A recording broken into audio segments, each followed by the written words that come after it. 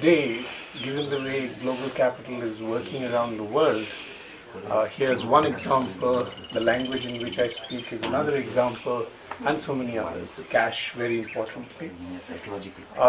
If you do not tackle the psychological dimension, and if you do not actually strengthen people to retrieve confidence, I'm using that verb very precisely, to retrieve confidence in their way of life, which is primarily, for want of a better word, I will say rural, but in line with somebody like Tagore, I will say it is civilizational. When Tagore believed that India's civilization was different from Europe's, fundamentally different, because it was a religion of the forest. Our understanding of civilization is not leaving the jungles for the fields, and the fields to the factories, and the factories to the offices, and the offices to the screen, till the whole cosmos becomes one big office, which is what the internet has done. I've lived 10 years in the US and I know how the imperial mind works. They will first find out through their intelligence over a long period of time everything that's wrong with your society. Which is why caste. All you hear from the West about us is caste. You can't understand India without caste, etc. This is part of a plan.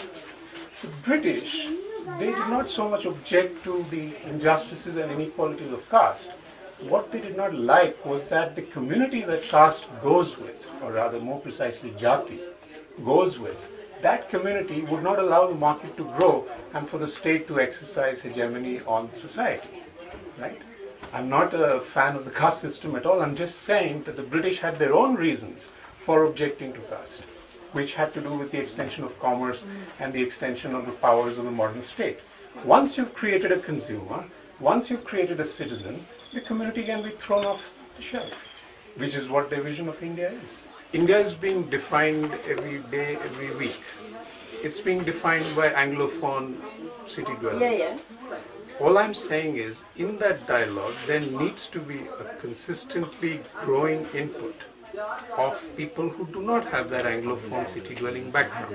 Now, they might come out with urban aspirations, of course, that many of them will, but the other things will also come out, including people living in the forest. They will say their bit.